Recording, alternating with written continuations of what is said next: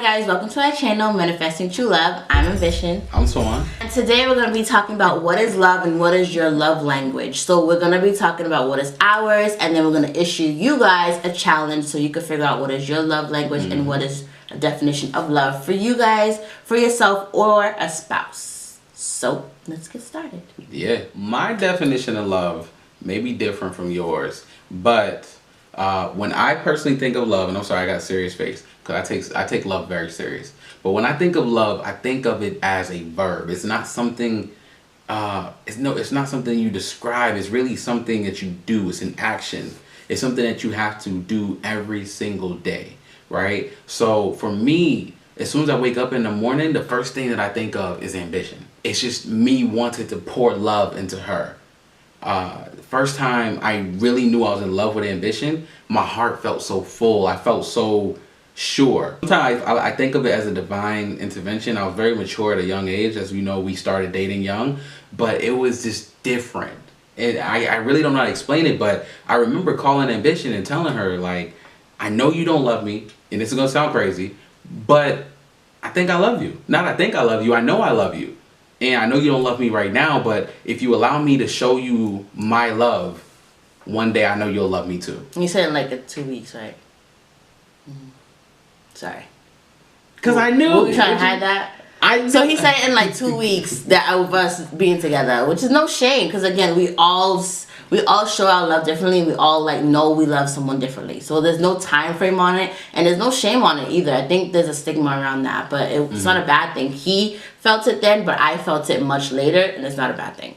Yeah. That's your definition of love? Yeah. Okay, so my definition of love, I mean, we're the same person. That's why we're together. So, I mean, I'm going to try not to say the same thing. But I think my definition of love is just what I do because I'm in love. So what I mean by that is I am committed to him because I am in love. I feel secured. I feel... I feel selfless. I feel confident. I feel beautiful because I am in love and I feel loved. And I feel like you can't love someone if you're not in love. And you can't love someone if you're not loving yourself. So it's a lot of dynamics to my definition of love. And I feel like I feel that in this relationship. You can't be yourself if you don't feel that love. And I feel like for me, love is like rainbows and ponies and cupcakes, because I love cupcakes. She loves cupcakes. And it's just such a beautiful thing. And my definition is just like, it's simple. I think people make love so complex when it doesn't need to be. Absolutely. It's the simplest thing that I could ever feel in life. It's a natural thing to feel in life. Story time real quick though, because he said he loved me within 2 weeks, but I wasn't feeling it at the time. And so I felt it much later. Like I said, there's nothing wrong with that. I knew I felt that love for him. I was 15 and he was 16. If you don't know the background on us, make sure you watch our intro because that has that information, But anyways, so I was at a sleepover because I was young, and I was with the girls all night, but I don't know, I was missing him, but he was at home, and so he was on the phone with me the whole time, like just texting me, checking up on me, and just making sure I was good. Even though I was with my girls, he just stayed up with me all night. I think he had work the next day. I did. And I was like, wow, this guy makes me feel secured, and he made sure I was okay and made me feel loved and warm and fuzzy, like little teddy bear. And I don't know, I just liked it. So that's when I fell in love with him, because I was like, wow, he's never gonna let me go. Like, he's gonna always make sure I'm okay. He made sure I got home that day. My dad picked me up, but still he was like, did you make it home? Like, I don't know, just thinking about it now. And just even if you listen to the way that she said that, like I said, love isn't just something you say, it's something you do. Love is really a verb. Yeah, see, I gave you a story to what you said earlier, so you did, we bounce off of each other. So now that we've kind of spoke to you guys about our definition of love, we're now going to talk about love language. So you could feel like you're in love, but how do you show it? Like, Tuan said, verb, right? So the love language, there are 5 love languages, and there's actually a book called The 5 Love Languages, and there's actually a test as well. I will leave the link to the test down below. If you're single or in a relationship, you could also take this test to figure out what your love language is. So basically, the 5 love languages, it just allows you to either love yourself the correct way and find someone to love you, to be able to communicate with someone on how to love you, and also it teaches you how to love them. So it breaks love down basically to 5 languages. So it just simplifies it, right? Because love can be super confusing. It can be hard to understand. And Lord knows I thought about what is love for days. So it breaks it down to 5 languages, and it just really helps you understand how to love yourself and how to love those around you, whether it's your spouse or your friends.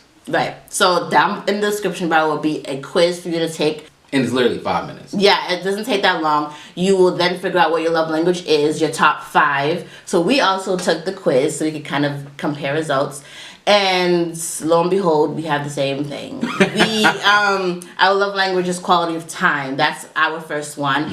My second one is acts of service. So I kind of like when he does the dishes when I said I was going to. He just happened to do it or something like that. That's my top 2. And yours was? So my first one was quality time, and my second one was actually tied. It was between physical touch and words of affirmation. So I love not only spending time with Ambition, but also being able to feel her, be able to breathe her, also being able to communicate and just say like I love you, and just knowing that, you know, when I am working hard, when I am stressed out, when I have been going, 21 days straight without a day off, that she recognizes those type of things, or she notices when I clean the dishes without her having to ask me to, even though she was going to. Right. So now that we know our love language, specifically I know that I'm going to take out more time to spend with him.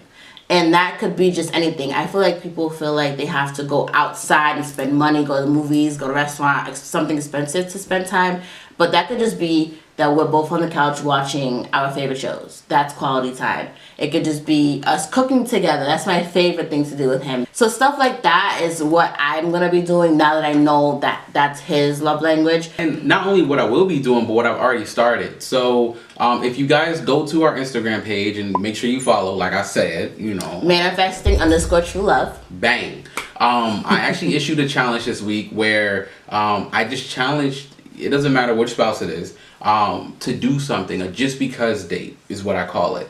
And so for me, I took my Friday night off. I planned like a special date night for Ambition. And I had already sent her like all sorts of emails, just preparing her for the date night to make sure that her calendar was clear for this time. And so I'm just going to continue to do that just because dates, because we can get so wrapped up with work, and just making sure that I take time to just spend time with you, because you can never get time back. So now I challenge you guys, like I said in the beginning, to do 2 things for us. So the first thing is to figure out what your definition of love is. Again, either for yourself or sit down with you and your spouse and talk it out, because you can't love each other if you don't know what your definition of love is. The second thing I want you guys to do is to figure out your love language. How do you want to be loved? How do you like to be loved in terms of yourself or from someone that you haven't even met yet, probably? Absolutely. And then when you meet that person, you have that person, you have already that expectation. You know how you want to be loved. And that cuts out so much time because nobody has time. So I challenge you guys to do those 2 things. If you already know your love language, let us know down below so we can compare results. Yeah. And like I said, if you don't know it already, everything's in the description bar. Don't be afraid of it. Check it out. Absolutely. I'm Tuan. And I'm Ambition. Don't forget to like, comment, subscribe, and share to everyone you know. And make sure you keep loving each other and loving yourself. Bye, guys.